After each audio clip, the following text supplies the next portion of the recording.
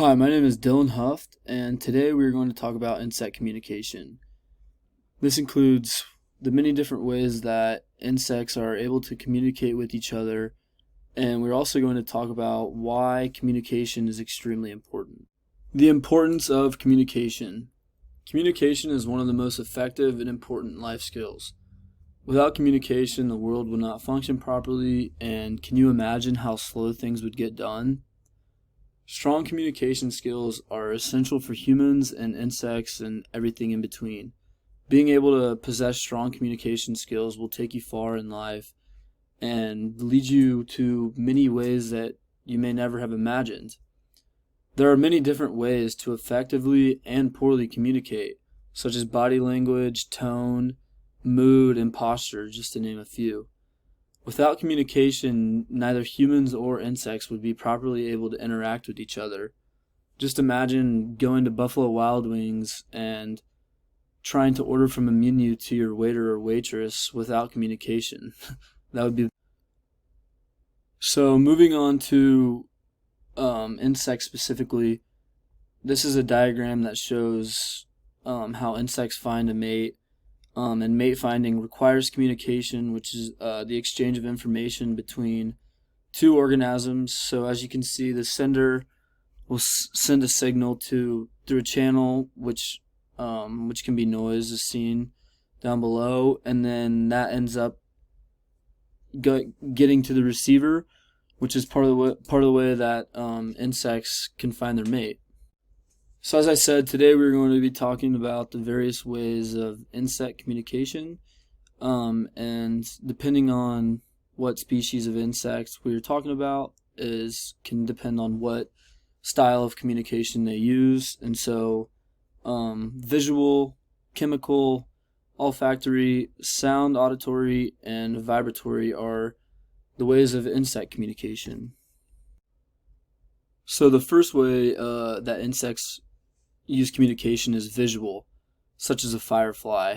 A firefly uses bioluminescence, which is self-produced light, and flashing is specific for each species, such as the patterns and duration. I remember as a kid I would go out in the late summer nights and try and catch as many fireflies as we could. Another example would be the butterfly.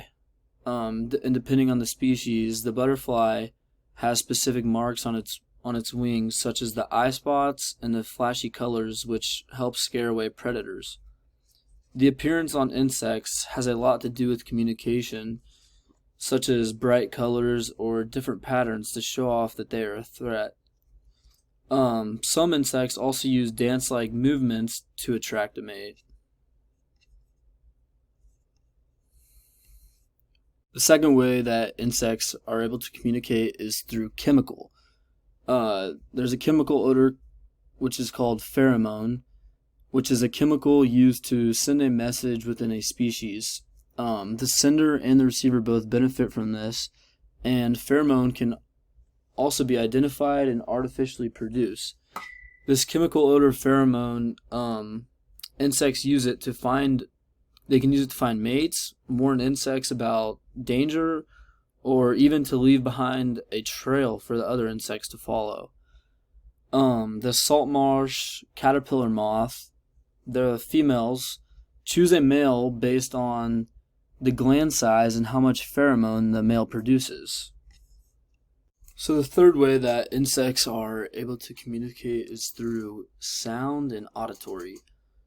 Insects use sound communication to either define territory, attract a mate, or courtship and copulation, which if you've ever been outside at night or even sometimes during the day and you hear all the insects making noises, if you've ever wondered what they're communicating about, I have too, and it could be either one of these three. Also, a fun fact, insects can hear at a much higher wavelength than humans.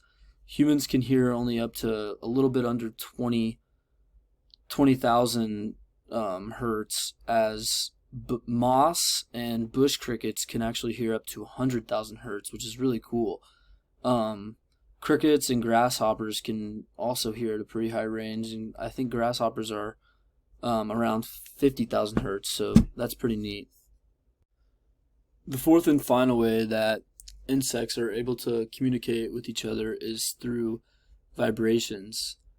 Vibration signals are used for sexual behavior, to alarm a predator or a family member, and defensive behavior. Insects use their thorax and abdomen to create vibrations. Some insects vibrate to make noise. Other insects produce water ripples underwater or even on the water, and some insects vibrate where they reside or whatever surface they are on. For example, the tree hopper can vibrate the stem they are sitting on to send a message to the receiver that is possibly sitting on the same stem as them. So now on to the summary and a little recap of what we talked about. I think communication is extremely essential in every aspect. And the number one reason being, I wouldn't have been able to talk to you about how insects communicate if we didn't have communication.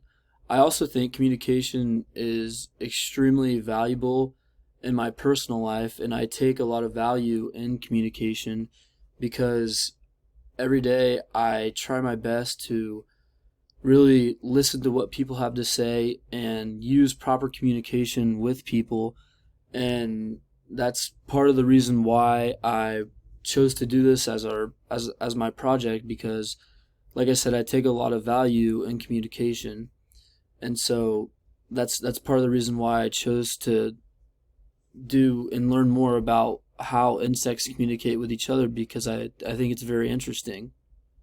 We also learned about how insects use different ways to communicate amongst each other, such as visual, chemical, sound, and vibrations. We talked about how insects use these different methods in order to find a mate, scare off predators, define territory, and even some defensive mechanisms. Depending on the species of insects, depicts on what method of communication they use. We talked about the firefly with visual.